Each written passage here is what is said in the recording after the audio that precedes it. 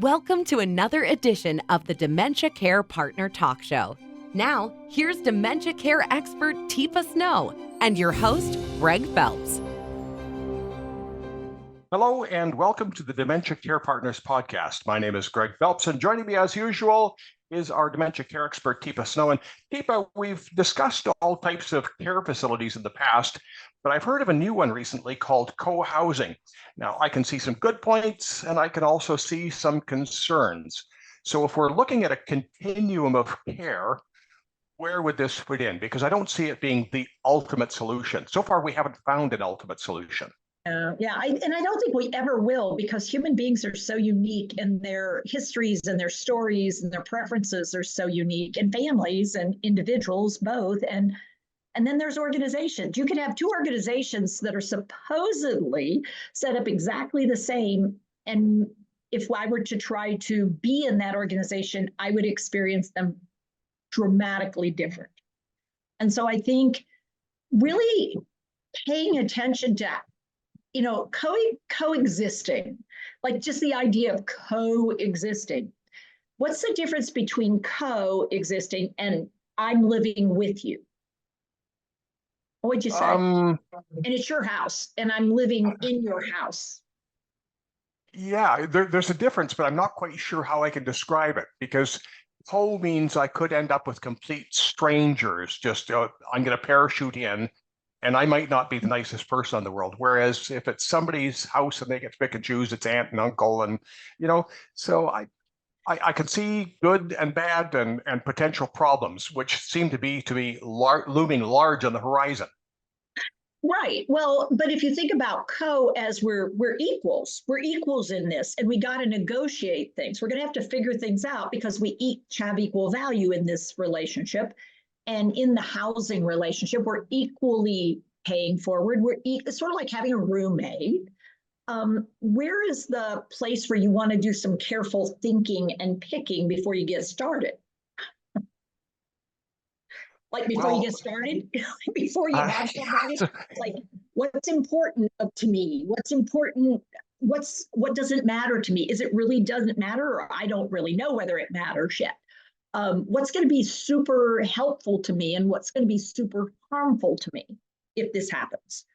Now, I would say we should probably do the same if I'm going to move in with somebody I know, or if I'm moving into a professional residence community kind of thing, or I'm staying in my own home.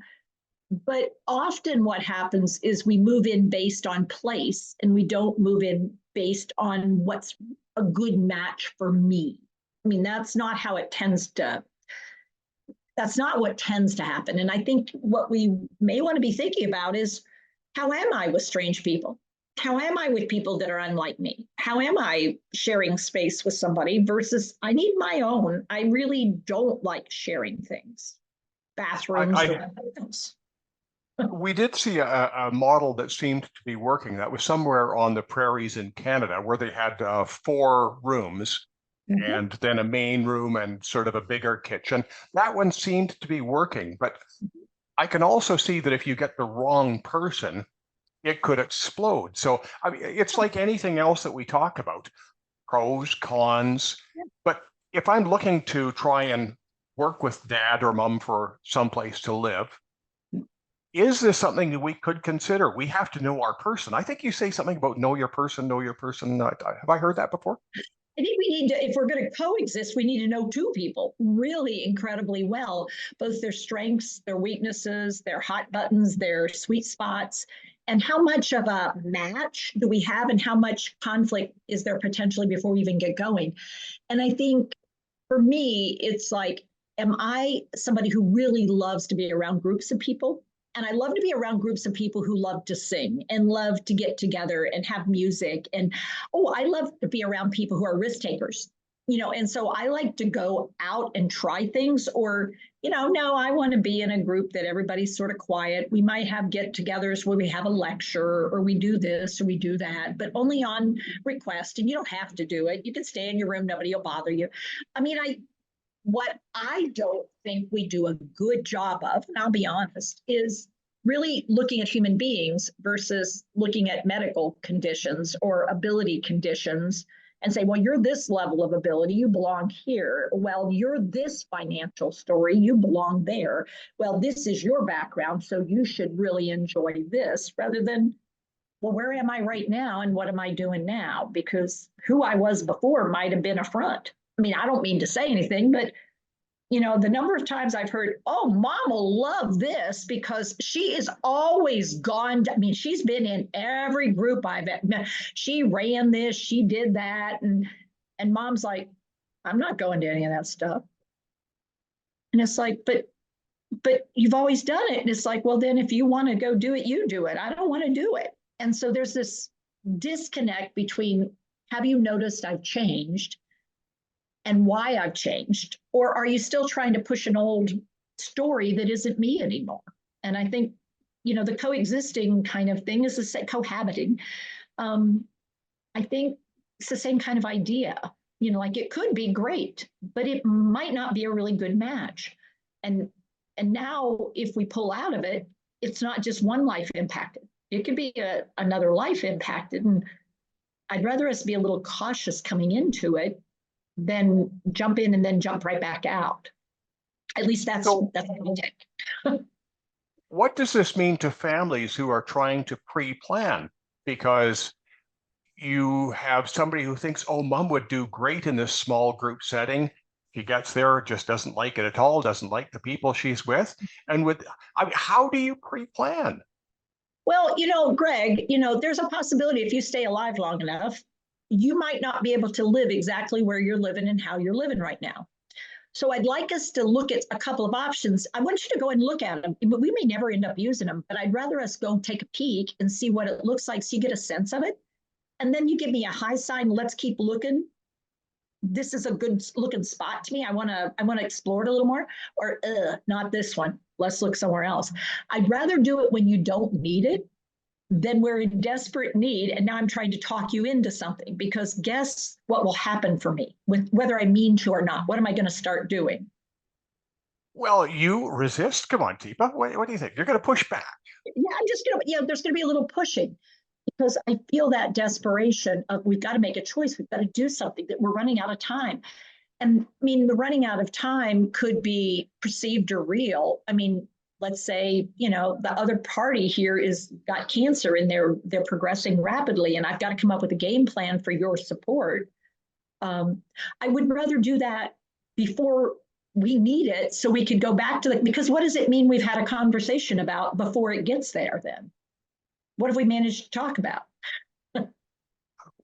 Well, you're doing a little pre-planning, you're sort of setting the scenarios, but that can change so rapidly. So, here's the question, Teepa. We can't solve this in a 10-minute podcast. And unfortunately, we're all different. Well, I guess fortunately, we're all different. So how can I resolve this? I know I've got to do something with mom, or I've got to do something with dad. Can I talk to somebody and get some guidance on this? Because this is one of the biggest sticky wickets that you can run into. It is. And I would suggest, not only do you have a need to have a conversation with someone who can listen to you and you can talk things through and knows a lot about the puzzle pieces, and that's what we do, the consultations and the free sort of like, at least let's get the conversational ball started. I would recommend, unless we're in a dire situation, I would say, mom or dad ought to have a conversation too about, I'm just curious, like if anything happened, what's your thoughts? What are your two options? And it's like this or that. What are two options? I don't want to know just what you want. I want to know what another option is, because I want to know at least a couple. And have you ever thought about this? What if you had to go into a nursing home? What if you broke your hip and you had to go into a facility? What are some things that are really important about that? What are we looking for? Do you want a single room? What if we have to pay out of pocket and it's like $1,000 more a day? What are you thinking? And again, playing this game a little bit with somebody who's knowledgeable about the game can make all the difference, because guess who's the bad guy? Not anymore. Who's not the bad guy? Me, the daughter. Who's the one that's bringing this stuff up? A third party. And you can not like them, that's fine, but at least we're not arguing. And I think all too often, if we aren't careful, we end up getting into that. And that's where a consultant or a third party can really, a care manager, a care planner, can really make a big difference. keeping our relationship more in a positive keel and letting them take some of the heat for having to make choices that are yucky choices, because some of them will be. I mean, as much as we want them to be different, in fact, they may be yucky choices because of funding, resource, et cetera. And learning about that before you get there can really diffuse the situation and build resilience. Teepa, thank you very much. Thanks, Greg. You've been listening to the Dementia Care Partners podcast. For more information on today's program or other dementia-related topics, go to teepasnow.com. Hi, I'm Teepa Snow, and you just found our YouTube channel and watched one of our videos. I'm the owner and founder of Positive Approach to Care. Thanks for watching, and if you liked, if you have a comment about, or you would, please share it with people you know. Oh, and if you haven't yet done it, consider subscribing. We'll let you know when the next new video comes out. And you might want to visit our website, www.teepasnow.com, where you'll find other resources as well. See you there.